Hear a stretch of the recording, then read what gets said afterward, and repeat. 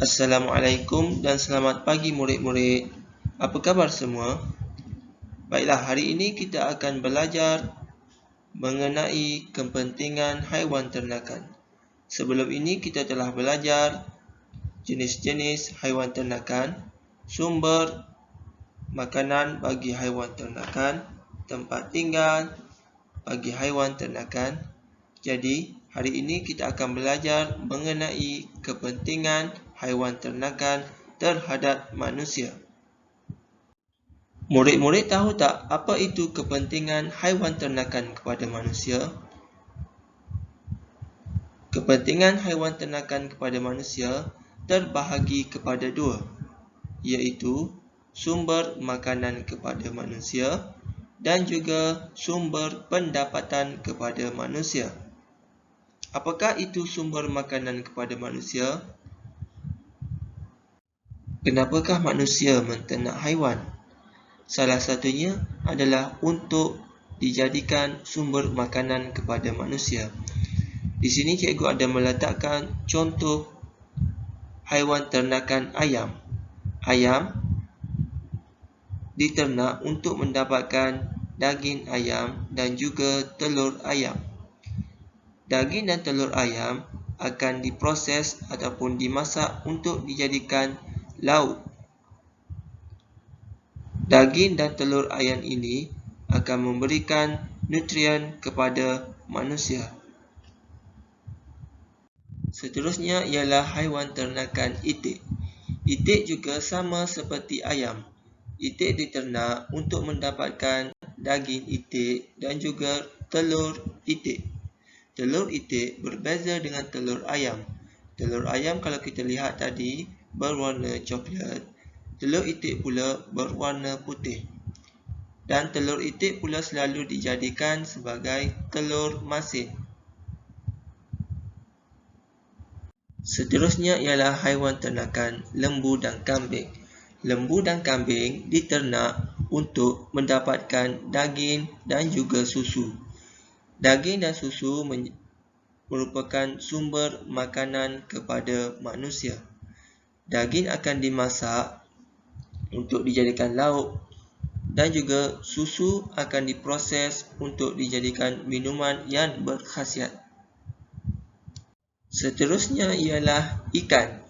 Ikan merupakan haiwan ternakan di air. Ikan merupakan salah satu sumber protein kepada manusia. Ikan dipelihara untuk dijadikan sumber makanan kepada manusia. Sebagai contohnya, ikan goreng, ikan gulai, ikan kari dan juga lain-lain. Selain sumber makanan, haiwan ternakan juga boleh dijadikan sebagai sumber pendapatan kepada manusia. Sebagai contohnya di sini, kambing. Kambing, selain memberi sumber makanan kepada manusia, kambing juga boleh memberi sumber pendapatan kepada manusia. Sebagai contohnya, kulit kambing tidak boleh dimakan, tetapi kulit kambing boleh dijadikan kulit gendang kompan ataupun barangan perhiasan dinding. Sebagai contohnya di sini cikgu ada tunjukkan kulit kambing dijadikan kompang dan juga barangan perhiasan dinding. Jadi apabila barang ini dihasilkan dan dijual, ia memberi sumber pendapatan kepada manusia. Seterusnya ialah haiwan ternakan rusa. Haiwan ternakan rusa juga boleh memberi sumber makanan dan juga sumber pendapatan kepada manusia.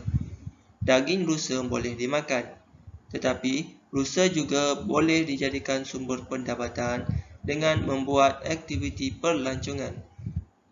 Sebagai contohnya, aktiviti lawatan rusa di zoo negara akan memberikan sumber pendapatan kepada manusia. Selain itu, tanduk rusa yang cantik juga boleh dijadikan perhiasan dinding di rumah. Dengan itu, ia akan memberi sumber pendapatan kepada manusia.